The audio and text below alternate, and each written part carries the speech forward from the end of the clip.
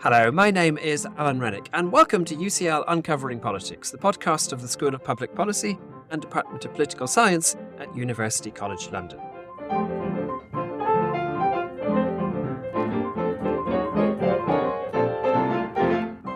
Parliamentary democracy works through delegation. Voters elect a parliament, and Parliament then delegates many important functions to the Prime Minister and other ministers.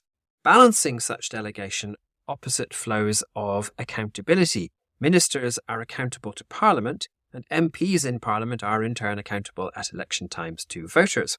So how parliaments hold ministers, particularly prime ministers, to account is a fundamental part of parliamentary democracy. And one of those mechanisms of accountability involves asking questions. This week then, we're going to take a good hard look at how effectively parliaments question prime ministers. And to do so, I'm delighted to be joined by our very own resident expert.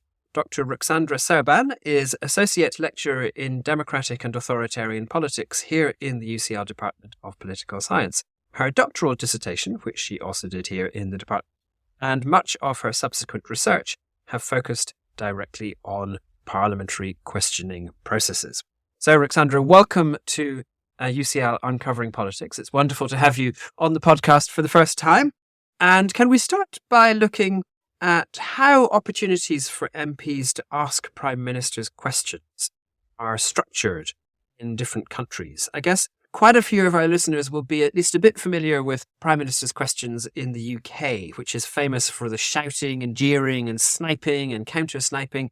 But how typical or atypical is that of how prime ministers are questioned in parliamentary democracies?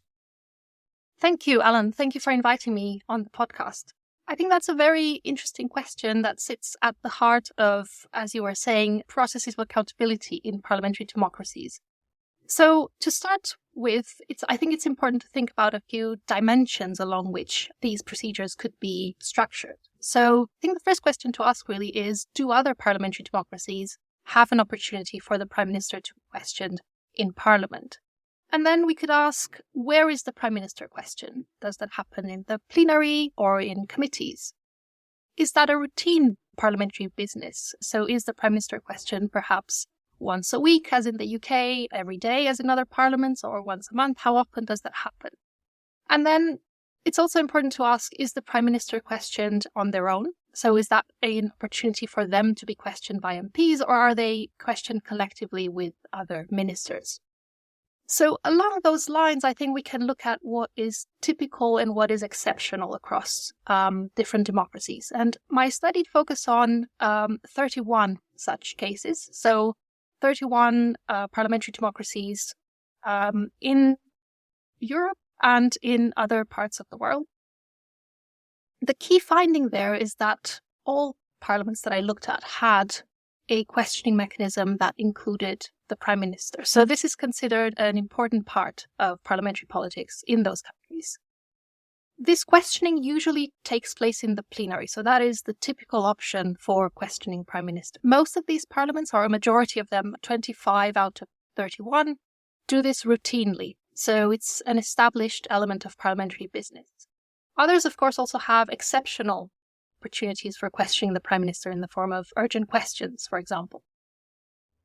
In 22 out of these 31 democracies, questioning is collective. So the Prime Minister is questioned together with ministers. And that happens in countries that we consider perhaps institutionally related to the UK, such as Australia, Canada, but also other European democracies like France or Spain or Italy.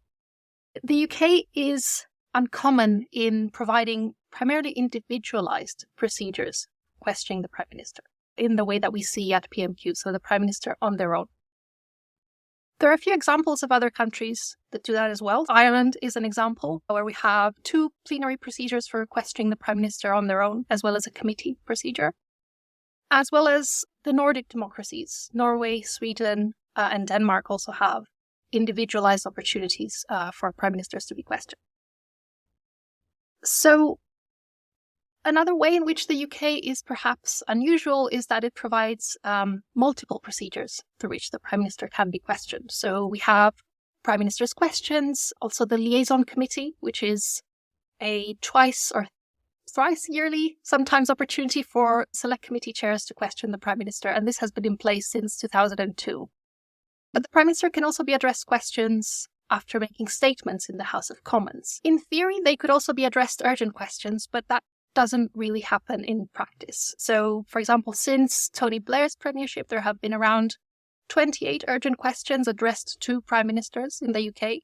However, only 2 of those have been answered by the Prime Minister themselves. So conventionally, they don't tend to take urgent questions. And we should just explain, in the UK Parliament, an urgent question is a question asked on a very topical issue where there's not just one question followed by an answer, but there's a whole kind of debate that follows that question. So there's lots of opportunities, if an urgent question is accepted, for lots of MPs then to ask questions. And generally that is a minister with particular responsibility in the area that is creating the crisis at that. Yes, so Prime Ministers tend not to respond directly to those types of questions, but as we've seen, there are many other opportunities for them to be questioned in Parliament. Interestingly, in other parliaments, urgent questions are actually the main instrument to question the Prime Minister. So we could take, for example, the Austrian Parliament, where on paper there is a collective questioning procedure for the Prime Minister to be questioned together with ministers. But conversations with parliamentary officials in that country revealed that actually this is seldomly used. And the main way in which MPs question the Prime Minister is through urgent questions. So there is some variation through which these procedures are used across different contexts. And I guess we should remember here that we're talking about parliamentary democracies. So you said a lot of the cases that you focus on are in Europe. And that's, I suppose, because most European democracies are parliamentary systems. So having that chain of delegation that I described in the introduction. Whereas quite a lot of other democracies around the world are presidential democracies, where there's a very different kind of a relationship between presidents and legislatures. But here we're focusing particularly on parliamentary systems. Yes, so we're focusing on countries where the executive is drawn from the legislature, and we have what is traditionally called this fusion of powers between the executive and the legislature. So that may include also systems that are classified as semi-presidential, like France, where we have a separately elected president, but we still have a government drawn from parliament. So as long as that is the core element of that political system, we can still refer to them in these delegation accountability terms. Yeah. And you talked there about all sorts of variation in terms of the kind of formal structures of parliamentary questioning across these different democracies. Can we say anything about the kind of feel of parliamentary questioning in different democracies? Do we find that in some places it's very kind of somber and serious, and in other places it's kind of, as in the UK, it's all very rumbustious and lots of shouting and so on? Do we see patterns in that as well? That's an interesting question. So some places are famous for how adversarial their questioning is. The UK is such a case, but Australia is another case of famously adversarial and confrontational questioning. Canada also emerges as such a case, both through media reports and also recent academic studies. Other places tend to look a bit less confrontational, at least on the face of it. And there's an example from Europe where in Germany, there was some debate in the press around how the UK's model of PMQs is a desirable form of accountability because we have the head of government coming to Parliament recurringly to be questioned, and we need that kind of confrontational aspect in our politics. Felt that was something that was missing. So the German Parliament introduced the Chancellor's Question Hour a few years ago. It has not caught on quite as it was hoped, I think. And it was still a much more polite type of debate. But I think we can see some of this tendency of parliaments to look to the UK as a model of parliamentary accountability because the Prime Minister is forced to go through this accountability exercise very often. I think lots of people in the UK who are used to thinking of PMQs as this rather terrible occasion when the politicians just shout at each other might be rather surprised to hear of the UK system being used as an example of kind of good practice in other places around the world. But I guess that gets to the question of what is questioning of prime ministers actually for? I mean, I set it up at the start there very much in terms of accountability And a lot of people are concerned that the confrontational exchanges that take place in the UK aren't actually very effective for accountability. It's just there's lots of shouting and fury, but not terribly much light is shone on matters very often. At least people think that. But actually, maybe there are other functions more around kind of bringing the public into parliamentary processes, making people aware of what's happening. How would you characterise the functions of questioning Prime Minister? I think that's a very important question to ask about these mechanisms. And one way to think about it is in the political science terms of what are the intended functions of this institution versus the ones that emerged through sort of established practice. So we might say that these procedures were designed to facilitate requests for information, for explanations, demanding that action is taken on particular things. Criticism as well is part of that to an extent. But we've seen in time different practices emerging, so potentially different functions emerging for these procedures. One would be expressing disagreement, and creating this sort of conflictual atmosphere appears to be an emerging function of these procedures. Another would be representing constituents, so carrying out campaigns on behalf of constituents. It's certainly a central feature of places that have a strong electoral constituency link, campaigning on behalf of constituents during questioning. So there are different things that might be going on aside from just asking the Prime Minister a straightforward question about the government's policies or something. I just wanted to add a quick thing, perhaps, which is that it's worth asking the degree to which these procedures perform their intended functions well, but also to ask a more exploratory question around what other functions they perform and what is the role of those within Parliament more broadly. One thing from the broader legislative studies literature is that parliamentarians tend to use different parliamentary procedures for different purposes and to use different types of rhetoric across different types of procedures. So we might see, for example, a very tense atmosphere at PMQs followed by a very serious debate on a serious policy matter. So that shift can look quite shocking from the outside, but it's just a reflection of the fact that different procedures perform different roles within Parliament. Let's get on then to your particular study. And in this study, you focus on the role of conflict in the questioning of prime ministers. Why was that an area that you particularly wanted to focus on? So as we were saying earlier, conflict seems to be an established part of questioning in some parliamentary democracies. And to an extent that is surprising to many people looking at Parliament. And it's often criticized both by the public and in the media, quite rightly, asking whether this is actually impeding Parliament from performing its accountability function well. So it's worth asking, is this conflictual questioning producing any negative outcomes for Parliament or for democratic politics more broadly? But before we begin to think about outcomes, it's important to ask, to what extent is this conflictual type of questioning happening? To what degree do MPs use their questions in an adversarial way? How does that vary across different parliaments? And what forms does this adversarial questioning take? So is it about attacking the Prime Minister and the government, or is it just about criticizing policy? And that's what you do in this study. As ever on this podcast, we like to talk about the methodology before we get to the findings, because it's important to see how we get to those findings in order to understand what we should make of the findings. Do you want to just walk us through how you study the place of conflict in parliamentary questioning, Minister? So drawing on the previous study that looked at the population of parliamentary democracies that have a questioning mechanism, I looked at 4 case studies to understand whether questioning the Prime Minister is conflictual in these cases, to what degree, and which parliamentary actors are involved. So I sort of did that at 2 levels. On the one hand, an in-depth case level study of parliamentary rules of procedure, of the roles of different parliamentary actors in these parliaments. And secondly, looking at what their questions actually contained, whether they included conflictual remarks and who those conflictual remarks were addressed to. So this involved actually reading through all of the questions in these parliamentary sessions and you coding the content of those questions to see whether there was conflict present, what kind of conflict was present.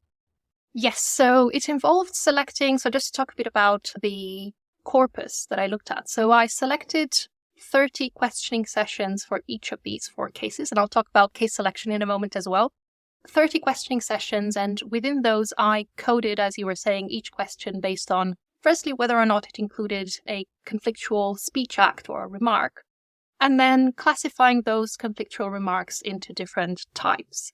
So on the one hand, that tells us whether there is any conflict happening at the question level, but it also gives us a bit more detail about what kind of conflict is being performed and to whom it is addressed. And just tell us a bit more about the 4 cases that you choose to focus on here. Yes, so these 4 cases are similar in the sense that they're all parliamentary democracies that offer a routine opportunity for MPs to question the Prime Minister. On the one hand, we have the UK and Ireland. They're both individualised, both include individualised procedures, PMQs, and oral questions to the Taoiseach, respectively. The Taoiseach being the Irish Prime Minister. Yes. Yep. In both of these cases, I looked at one term in office of one Prime Minister. And in both of these cases, Prime Ministers had been in office for about 5 years. And they had led coalition governments. So there are some similarities between these cases that then allow us to explore to what degree they are dissimilar in other ways. So listeners familiar with British politics will be able to work out that David Cameron was the Prime Minister in the UK, he being the only one who's led a coalition government any time recently. And in Ireland, under Kenny, I think, was the Prime Minister you were focusing on. So Prime Minister around about the same time as David Cameron was in charge. Yes, and my other pair of cases included Canada and Australia, so 2 cases of collective questioning of the Prime Minister, where the 2 Prime Ministers in question were Julia Gillard and Stephen Harper. And they were both leading minority governments at the time and were in office for about 2 years. So those, again, allowed us to observe some of the variation in how Prime Ministers are questioned, given all of these similarities otherwise. So these are all English-speaking democracies of kind of broadly speaking, we can think of them as being part of the Westminster tradition. They've all, in their history, developed from the Westminster Parliament. What was your thinking in focusing on those rather than looking at some of the European cases that we were mentioning earlier? So these cases share many important similarities, like we've said, in terms of offering similar types of procedures for questioning the Prime Minister, but also more broadly, similarities in terms of the roles of parliamentary actors. So they all share a government versus opposition type of dynamic, as you were saying, that is typical to the Westminster tradition. Parliamentary roles are also equivalent in these cases. So we have a government and an opposition that is led by a leader of the opposition. So these similarities allow us to actually focus on variation in types of language that is used and to put other things aside or to hold them constant, as we would say. Yes, so lots of the listeners to the podcast, of course, are students thinking about their own research projects and the importance here of not having too much variation so you can actually pinpoint where differences might be coming from. That is a key feature of many research designs.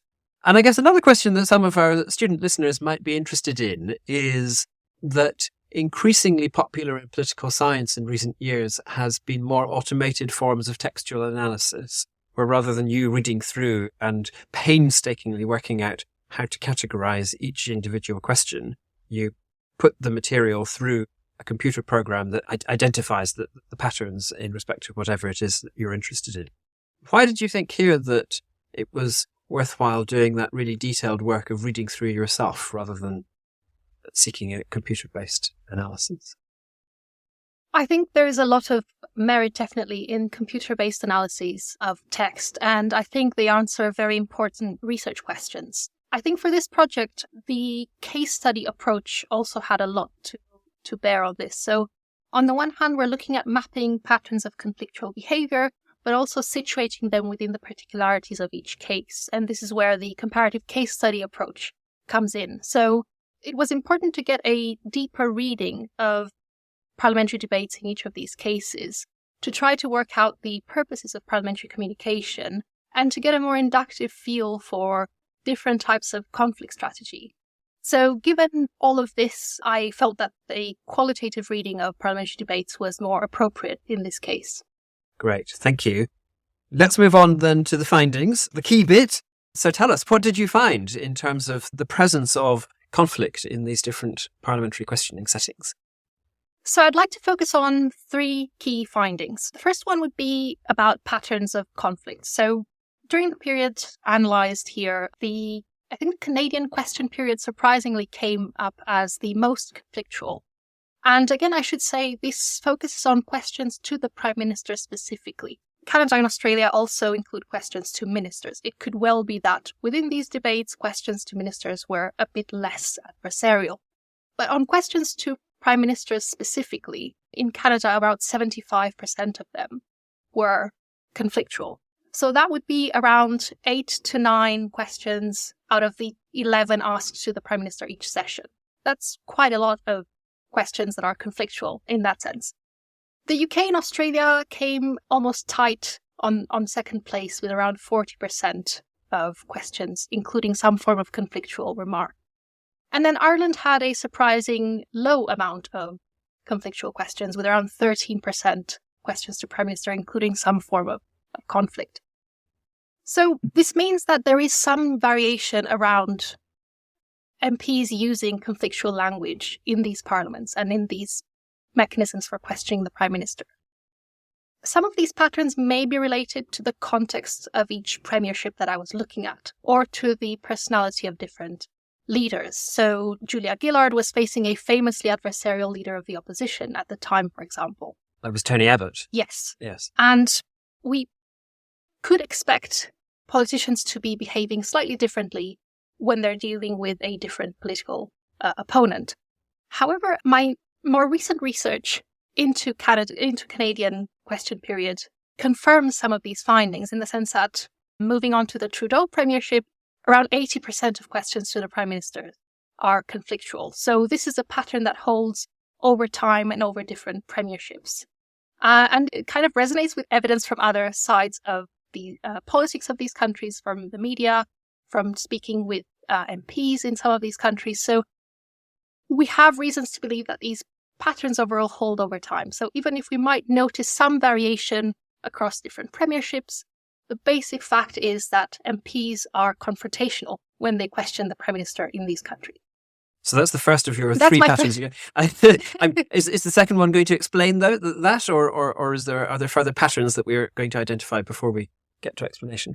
Yes, so I think I would like to go to the other 2 key findings first before going into more depth on some of them. Another interesting finding was that even though these parliaments have extensive rules for what is and what isn't admissible in parliamentary debate, the Speaker primarily intervened to police noise, so contextual conflict, rather than to police any form of conflictual language. So this suggests that there is some form of informal threshold around what is acceptable in these parliaments.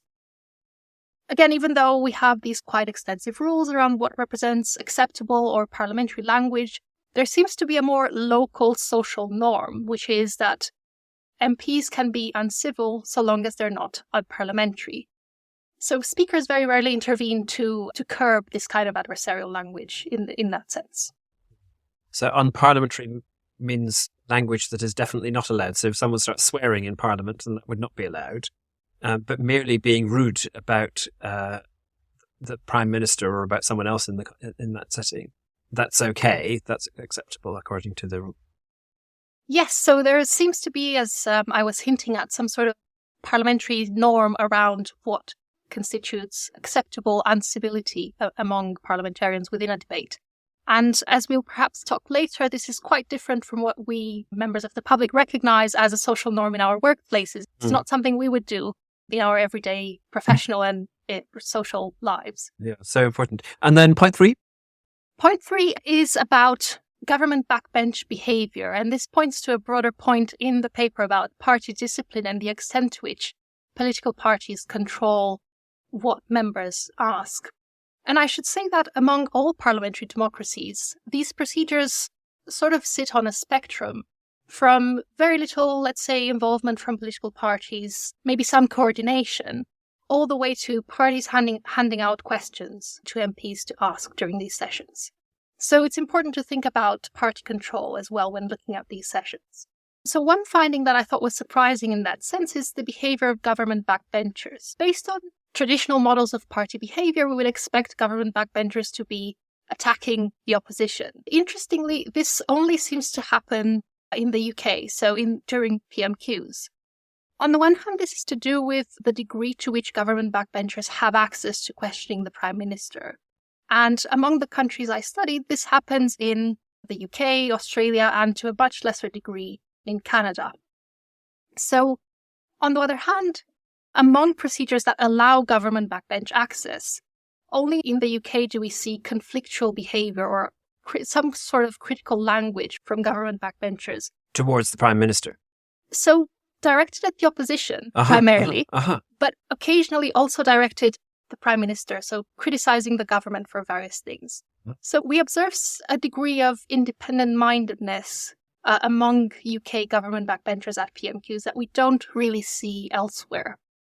So we could think of that inductively as an observable implication of perhaps less party discipline at PMQs compared to other contexts. Again, it's all relative. So we might think in the UK that there's actually a lot of party coordination among MPs at PMQs, but actually in other contexts, that level of party discipline is much higher. And it reduces government backbenchers to only asking helpful questions and not making any sort of critical remarks of their own. Fascinating. And going back to the first of your findings there, the finding of the highest level of conflict being in Canada, and then Australia and the UK being intermediate, Ireland having the lowest level of conflict. Now, I am fascinated by what might explain that.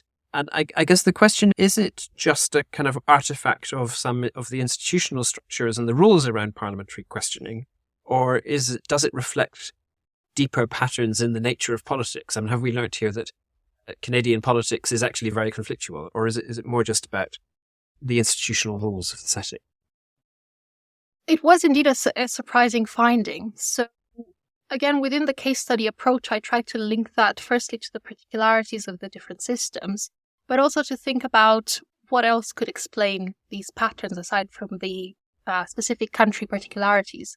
So one aspect is definitely the fact that the Canadian question period has short time limits for questions. So questions are around 30 seconds, which would lead perhaps politicians to use their time to score a quick political point. That is one aspect.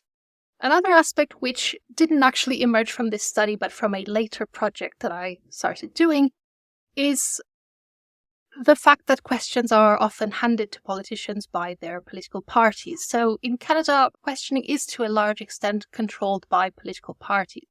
There is a committee that meets to coordinate a party's strategy at question period every week, and certain questions are handed over to politicians to ask during question periods. So overall, there is less control over the language that is used on behalf of, by individual MPs. So that's one aspect of it. It sort of takes if we think about all of these cases, politicians do have incentives to act collectively, cohesively as political parties, to make their opponents look bad, and so on. But in cases where party discipline is very strict, that is sort of taken to an extreme, where it all becomes about scoring political points and less about other things. Mm. And would I be right in remembering that in Canada, in contrast to at least some of the other cases, almost all of the questions are asked by opposition MPs, and therefore they're likely to want to be conflictual towards the Prime Minister in a way that is less likely to be the case elsewhere? Yes, that is definitely one aspect of it, and it's an artifice of the patterns of questioning in these countries. So in Canada, the Prime Minister, at least in the period that I studied, the Prime Minister used to be questioned at the start of each question period session, and afterwards other ministers would be questioned. The leader of the opposition, party leaders, and some prominent government backbenchers would be the first on the list to address questions to the Prime Minister. In that sense, that's different from the UK model, where the Speaker calls members from different sides of the House. So you often get this alternation between a opposition question and then a government question. So the Prime Minister rarely has in Canada a helpful backbench question to fall back on, at least in the period that I studied here. So that definitely inflates the numbers a bit in terms of levels of conflict, because we observe the people who are most likely to be conflictual are also questioning the Prime Minister. You've thought about this a lot. So what do you think are the key takeaways from this? I think a few key implications to think about, firstly for parliaments and for the public and democratic politics more broadly. I think it's good to start with the idea that parliaments are spaces for disagreement. So the opposition should have opportunities to criticize the government, to criticize policy, and government backbenchers too. Obviously, scrutiny and accountability do involve criticism. But there are some questions around how criticism and disagreement are expressed. Is it really necessary to use insults? Do the important questions about how the country is governed need to be asked in the form of jokes? Beyond the distinction between civil and uncivil language, this is about the form of communication that MPs choose to express this disagreement. Secondly, if we think about negative effects on scrutiny, we don't really have a definitive answer on this, but there are a few things that are worth thinking about. One is, if these questions are dominated by political attacks, there's less time, obviously, for the kind of in-depth scrutiny that Parliament should be able to perform. Of course, the argument is that in the UK, there are many other procedures that perform that function, and that PMQs perhaps doesn't and performs other functions well. But it's still worth thinking about whether, again, all of those types of language are necessary. And secondly, confrontational questions encourage confrontational answers. So overall, we have a less than ideal deliberative interaction here between MPs and the Prime Minister. I was really struck by a sentence you wrote in a blog post that you did for the Constitution Unit blog in the autumn, where you said, whilst adversarial questioning may be seen as entertaining and captures the attention of the public, it also normalizes a type of negative, aggressive debating style, paints a particular picture of what democratic politics looks like and of what parliaments do. So we often have this idea that PMQs in the UK, in its very robustious form, is a good thing because it captures people's attention and gets people looking at politics. But actually, it gets them looking at a really terrible bit of politics, in some ways at least, in terms of people just being really rude to each other and uncivil towards each other, in a way that perhaps actually gives a harmful impression of how politics functions and how the role that Parliament is playing in particular. Yes, absolutely. So we do have some social science evidence around what the public thinks about these procedures, but the evidence there is mixed. And so we have some evidence from surveys and focus groups saying that the aggressive nature of PMQs puts the public off politics. But other studies, for example, a study of oral questions in 22 countries, found that these mechanisms that allow a spontaneous interaction actually, as you were saying, capture the attention of the public. So there's something puzzling going on here that is perhaps worth more empirical exploration, the fact that adversarial questioning captures the attention of the public. But as you were saying, it's also the fact that often this is the most visible side of Parliament for most of the public. So even though, let's say, Parliament is doing a much better job at scrutiny in select committees or backbench business debates or any other kinds of parliamentary business that we might think of, those are not visible to the public as much as PMQs is. There is perhaps an element here of Parliament thinking about how to advertise those procedures a bit more. Or perhaps we as social scientists could think about how to design studies that show members of the public both aspects of Parliament before drawing conclusions about what they think about PMQs. So not just asking them about PMQs, but about PMQs in the context of other procedures. We're very much up against time, but that leads me on to just one final question that I must ask. What are you working on now? Are there further questions are these the sorts of questions that you want to be doing further research into? Thank you. So I continue to think we have We now know more about these questioning procedures and how they work. But in some sense, in some aspects, these image continues to be a bit patchy. So I continue to work on some of these questions. One of them looks at, as I've hinted, at Canada, where there's been a recent procedural change, a move from questioning the Prime Minister always collectively together with other ministers to actually dedicating a slot every Wednesday for the Prime Ministers to be questioned on their own. So this happened during Trudeau's premiership, and it offers us a very interesting political science opportunity to see the before and the after and to test some hypotheses around how behaviour may have changed. And that's another case of a country going closer to the UK model, or rather, as we were talking about with Germany much. Yes, surprisingly so. So far, just to preview some findings, there appears to have been no change in how politicians behave between the two questioning models. So I'll report back more when I have more findings, but for now, this is the thing that I'm focusing on. And I'm hoping to explore other questions around party control as well. Fantastic. Well, we will definitely have you back onto the podcast when you have more findings from that project. But this has been so interesting. Thank you so much, Ruxandra. Really fascinating to hear this research agenda. We have been discussing the article Conflictual Behaviour in Legislatures, Exploring and Explaining Adversarial Remarks in Oral Questions to Prime Ministers by Ruxandra Serban. It's published in the British Journal of Politics and International Relations, and it's currently available online on Early View. We also mentioned a blog post by Ruxandra published on the Constitution Unit's blog back in the autumn, and we'll make sure the details of both of those, the article and the podcast, are in the show notes for this episode. Next week, we'll be looking at the regulation of online speech. As ever, to make sure you don't miss out on that or other future episodes of UCL Uncovering Politics, all you need to do is subscribe. You can do so on Apple, Google Podcasts, or whatever podcast provider you use. And while you're there, we'd love it if you could take a moment of time to rate or review us too. I'm Alan Rennick. This episode was produced by Alice Hart and Eleanor Kingwell-Banham. Our theme music is written and performed by John Mann. This has been UCL Uncovering Politics. Thank you for listening.